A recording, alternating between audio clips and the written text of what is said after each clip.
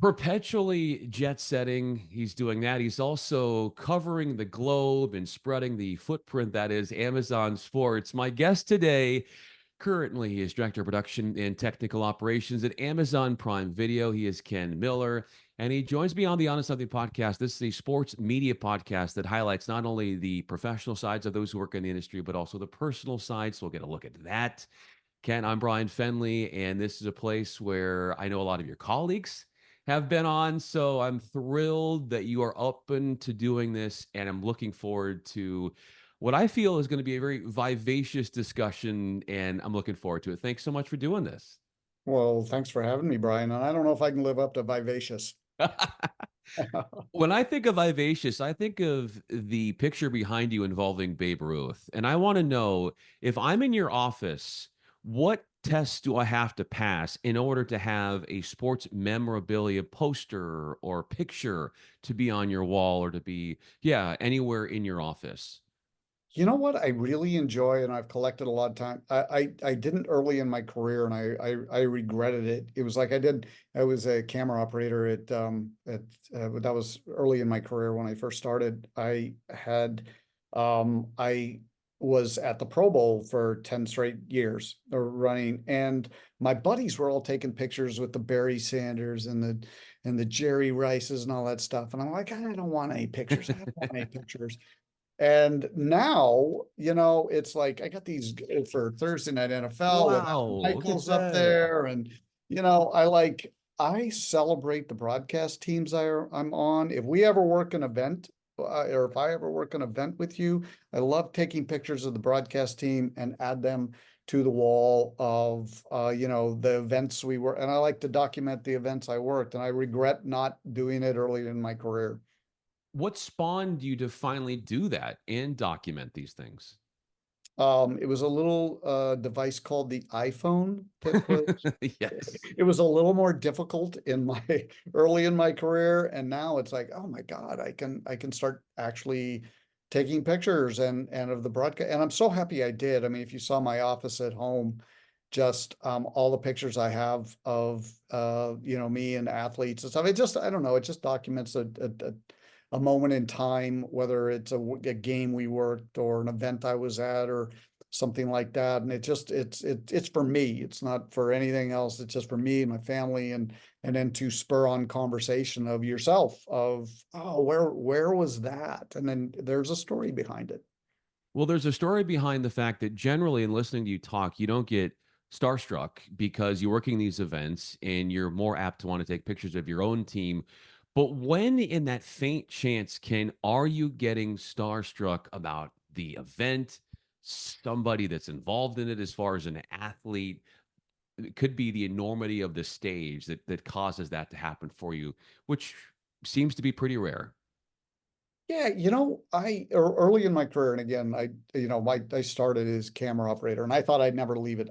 I was really good at it. I wanted it, I mean, at these events, and I remember my first Super Bowl. So I did 8 straight Super Bowls, and I was always starstruck with the events. And I remember, my first all these legends of the game, whether it was a John Madden or I remember going to Tokyo for my when I was really young kid, first year, and it was the Raiders and Alda, and I was so nervous. And this is one of the pictures I do have, but all the stories you hear about Al Davis, and I go, yeah, I really want a picture with him. I'm going to go up and ask him for a picture. So I went up and asked. I was starstruck. It was Al Davis, and I go up and ask him for a picture. He didn't say anything to me. He looked at me. He looked at the camera. I snuggled inside of him. He took the picture, didn't smile, and then he walked off. And then I was sweating, thank you, Mr. Davis. But since then and now where I'm at, and now that I've managed so much talent and been at so many events and working with so many former athletes, that I don't get starstruck anymore. But at always admiration for what they can do that I can't. When did you realize that you couldn't do what they did? How young were you? It must have been because for me, when I realized that when the doctor told me I was going to be 6'3", they look at my growth plates, and then I ended up being 5'11", and I wanted to play in the NBA. That didn't work for me because I was a decent shooter, but I needed more than just that. For you, at what age did you say, you know what? Yeah, I'd love to play for said team, but chances are that might be a little bit challenging. You know what? Well, I played college baseball at a Division II school, Fort Hays State University in Kansas, and I had a big arm. I hit well, didn't have a very good glove, but I always felt I was a good enough athlete that maybe there was a chance I could play minor league ball or something like that. And it's funny, I didn't make it that way. I played a little semi-pro afterwards, but I still remember one of my first jobs with the Colorado Rockies and being on the field for the first time and watching batting practice with the Colorado Rockies. And I was like, how on earth did I ever think that I was at this level? I mean, the ball did not explode off the bat like that. I mean, just the sounds and just being that close to it. So I kind of realized later, Brian, that I really did think I had a chance. And then after seeing it, I was like, no, it was a nice little dream for me back then. Well, you were talking about the glove, and like you could have been better with that. Like, it sounds like you're being pretty hard on yourself. But when it comes to the glove, when you were in college, why did you not think you were that great in that particular department? Well, I look what players do now, and so I was lucky enough. I was the director for in truck director for the Colorado Rockies for 20 years. And I traveled on the charter with them. I actually, here is one of the most exciting things that ever happened to me is when Clint Hurdle, or actually it was Buddy Bell, before Clint came up to me, and he knew I played baseball, and we talked, and he goes, "Hey, how about you come out and for early BP and shag?" And I'm like, "Really?" And it was at Fenway Park. And I am out there, Larry Walker hitting balls off the Green Monster and all that stuff. And I'm out there as just I can't believe I'm on the field and catching line drives, catching ball. I mean, this is the close as I will ever get to it. And I was so excited to be out there and even, but you know what was encouraged? I remember Terry Shumpert, who was a second baseman with the Rockies, come and he goes, "You had to have played somewhere before. You're Mm. really good." And so that meant the world to me that actually I was athletic enough to look pretty good. Obviously, I was not good enough to be at their level.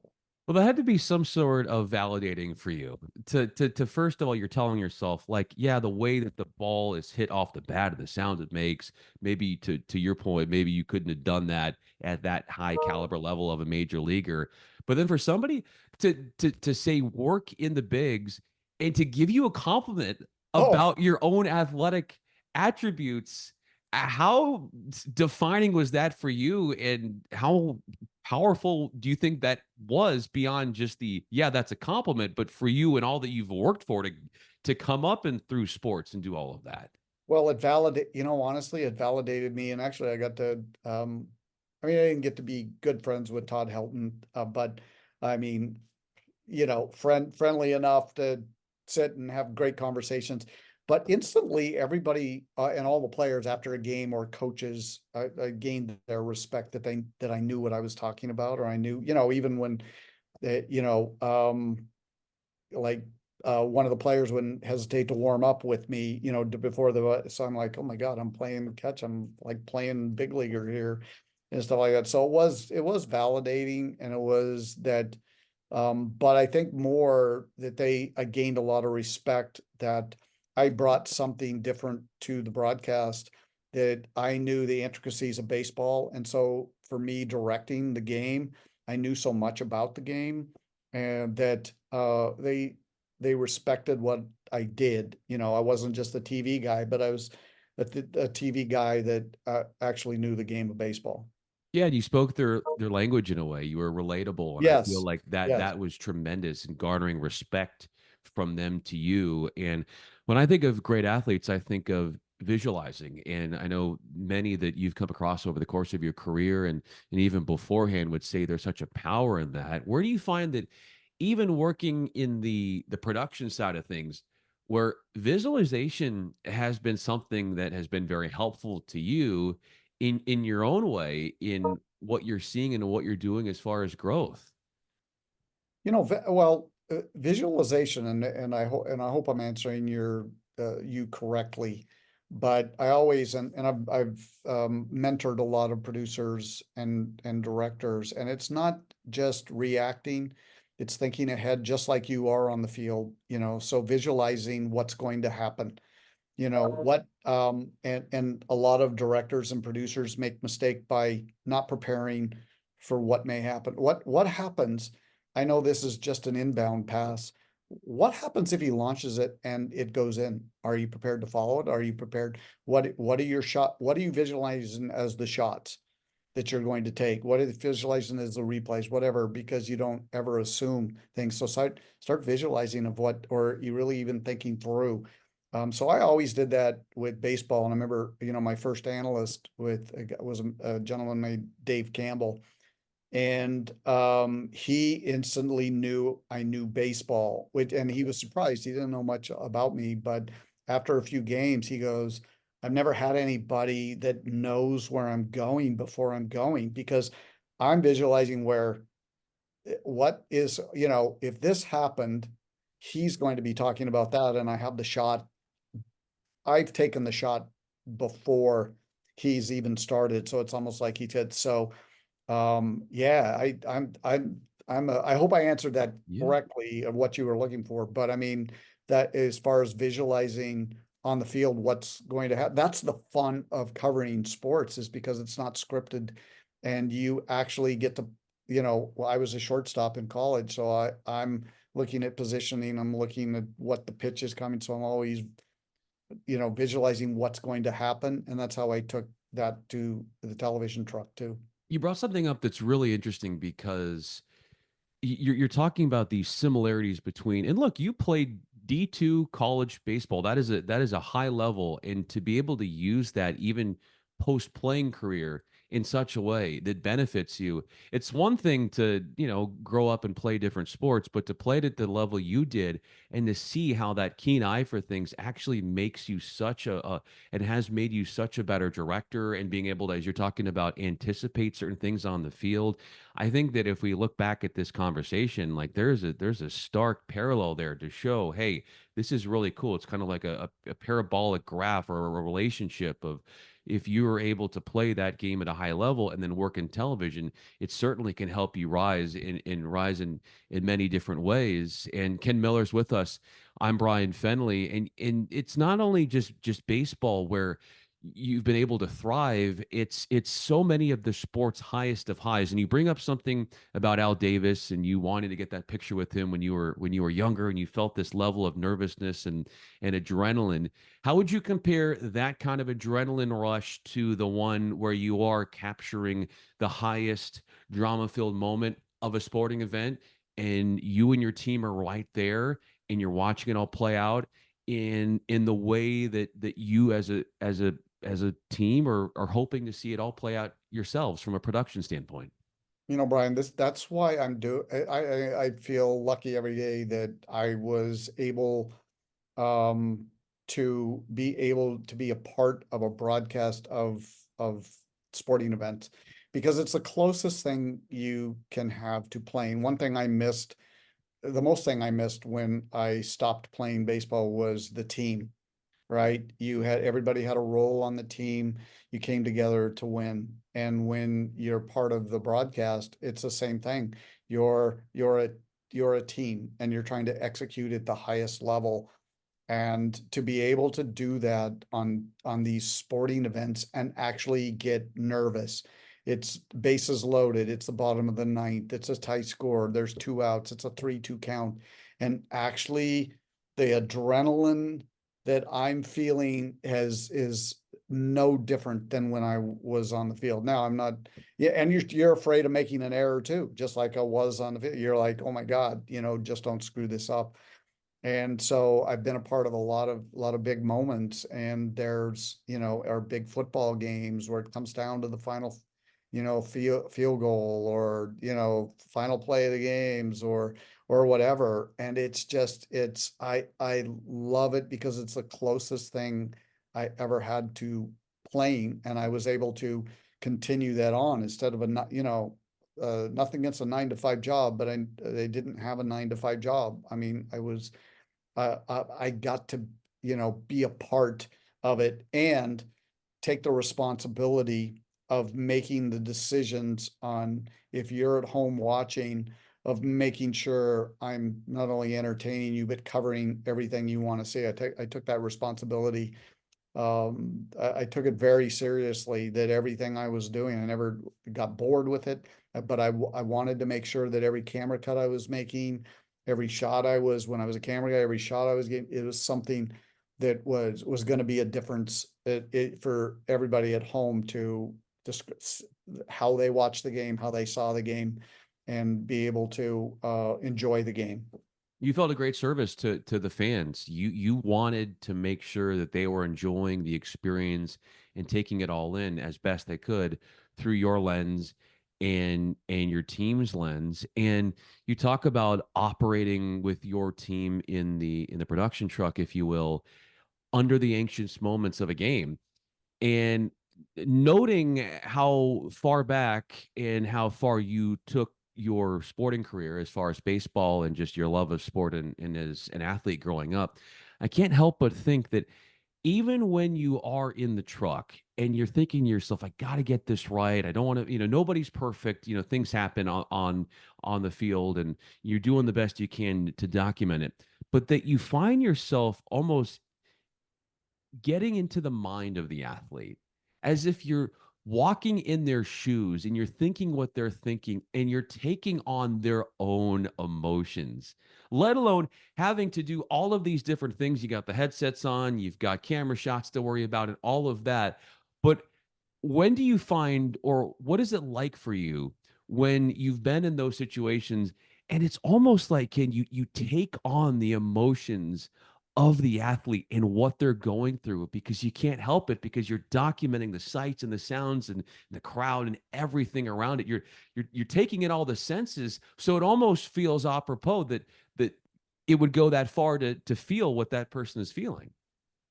Yeah, it's like, one of my mentors and directors, a person by the name of Mark Payton, who was the director. I was lucky enough that when I first started my career as a camera operator, very young, I got on ESPN Sunday Night NFL, and it was Freddie Godelli. Yes. So it's funny. I go back in my early 20s, and I was running camera for Fred Godelli, and now we're both. He's the executive producer of Thursday Night NFL here at Amazon, and I'm director overseeing, production and technical operations. But we're obviously in different places. And Freddie was the best that ever did it, and Mark Payton was the director at the time, and he'd always, in the camera meetings, it's like, for every action, there's an equal and opposite reaction. And that always played in my head, of the emotion of the game and getting in people's heads. So, what's the action? What's the reaction? The opposite reaction. There's the good, there's the bad, there's the guy who made the play, there's the guy, there's the receiver who made the catch, there's the defender who got beat. So you really want to capture that emotion on both sides, the highs and the lows. And that's yeah, and just what you said, what they're thinking, that's all part of it. Now, I don't, that was my passion, Brian, is being a director, and I did it for so long, and then I went, took a step back, and now I was more of the teacher, mentoring directors and producers and talent, and on and went into the management side of things, and this has been very rewarding. But you go back to, when I was in the truck and directing, there was no better feeling of being in the game, and just what you said, being able to get inside the athlete's head. And baseball, I tell you what, baseball is a great sport for that. Basketball and hockey, they're flowing, quick decisions. The baseball, man, it's a chess match, and between pitcher, catcher, batter, where they're positioning everybody. It's so there was a lot of time, and it's so much slower, so there's a lot of time to do that. You talked about you being doing some semi-pro stuff in baseball, and I couldn't help but think. So I am in a different location. I'm in Long Island, New York, just because I'm getting married here. So I'm at my soon-to-be wife's mom's house, and there is this great, like there are so much during the summer across the coastline here out east, these college baseball tournaments, and so there's this collegiate tourney that's happening about 5 minutes away from me, and you've got great college athletes that are battling it out. You've got the vineyards out here to one side, and like I can just see you like these are guys that are still playing, and they're just crushing it, and they're having a blast. And I could just when you talk about your work in that space of baseball, I think to myself like this would have been you would have loved this. You would have been there. The other part that you talk about is we've mentioned it as a parallel family and how that plays itself out in work and the team and that setting and being there and mentoring and all of that. But the passion also in family comes as of you being a father too. And Ken, if you're coming on this podcast, we're going to talk a little bit about that too. Anybody who knows you, anybody who has watches this series knows that we're going that way a little bit. So the passion about from you being a father, how would you begin to put that into words as well? The passion of being a father. Well, I got two girls. Um, and I love my little girls. They're all grown up now. But, I will tell you, and I'll just make some parallel or talk about a little bit about growing up and having been with the again, Rockies. Yeah. There's nothing like travel. I've done hockey, basketball, and baseball. Well, hockey and basketball for a production team, you're in and out. Very tough to bring the family on, your game day, you fly out. That with baseball, you're in a city for 4 days. So my family and my girls grew up around the baseball park. They, to be able to, and I was lucky to be in the NL West. I mean, LA, San Diego, um, Arizona and San Francisco. So my girls and my wife look so forward to going with me on those trips, at least one trip a year and go to SeaWorld and all that stuff. So they really grew up around, look, it's long, it's hard. You were on the road a lot, and to have those opportunities to bring my girls on a road and feel the passion that I had for sports and to be able to actually meet the players and so when they went to school and to be able to go say that they met so and so and they're like, oh, you're so lucky and stuff, so they really felt that made them feel special. So it's not, this is my career, but family's been such a big part of it, and to be able to share my career with them. I mean, it's not, what I'm doing now and bringing, if I was bringing the girls in my office, they go, yeah, we're spending 5 minutes. But when I was, traveling with teams and to be able to bring the family and bring them to games and get them on the field and they really felt special. And so, yeah, family, I mean, it was what a great experience for them and myself.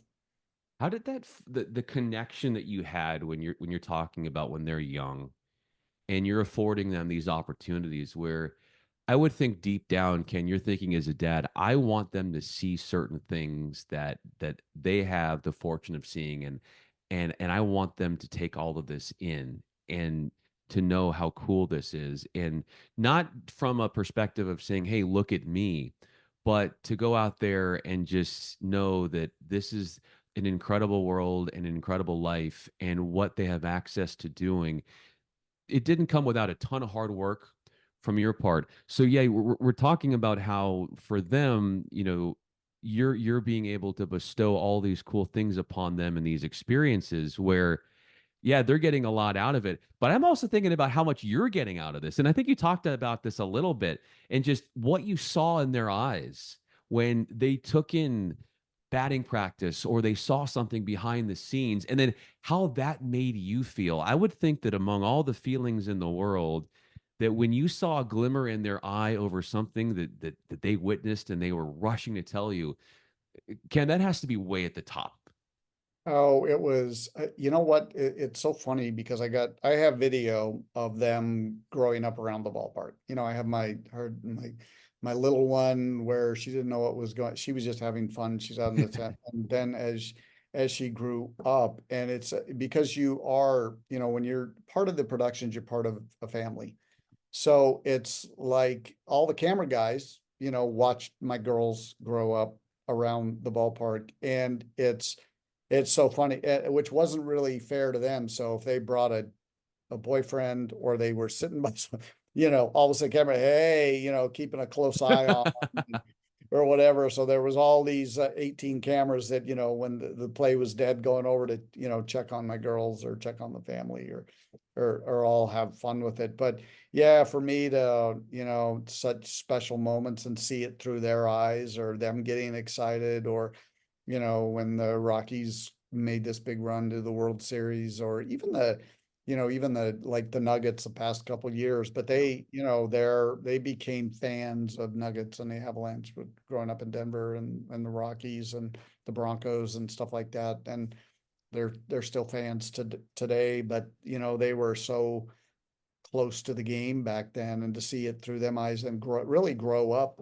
with all of that. It's great. I mean, I look back, we go to spring training and I've got this picture of my daughter Callie with Jenny Cavnar, Yeah. and Jenny, this great picture of her. And then when Jenny got the play-by-play, a role model for all young ladies and got the play-by-play job, and she was all that. It was like I sent my daughters the picture. Remember this time, and it's like, oh gosh, yeah, I knew Jenny when it's great. So many great things. Yeah. And Jenny's obviously crushing it. I've followed her career and what a testament of hard work and talent all meshed into one for him, for her, excuse me, and for him as in you and what you've been able to do and helping so many people along the way. That goes without saying as we wrap up kind of this conversation. And Ken, I feel like we could just keep going. I mean, I'm thinking to myself, well, Ken's got this to do, he's got this to do. So, but this was such a natural flowing conversation. But I know you have other important things to do. So I just wanted to put a cap on it, at least for now, until we do maybe get that part two. But in the meanwhile, from talking about the impact that you've had on others to the influences of your children on you, and to hear the baseball background and all of these really interesting anecdotes about different stages of your career was a fascinating listen. So thrilled to be able to have that and canvas this and then allow people to look back at that and to learn from these experiences and have this platform. So Ken, so thankful for you to do that and to be on with me. And it's been a joy not only having you on, but being able to look at Babe Ruth to the right of your shoulder for 30 minutes plus. There you go. Well, thank you for having me. No, this was a fun conversation, and if you're ever bored and want to do a round two, I'm available. No, I really enjoyed the conversation, and I have a passion for what I do, and more of a passion for all the people I work with and that work in this industry, and all the many talented people. So thanks for giving me the opportunity to talk a little bit about it.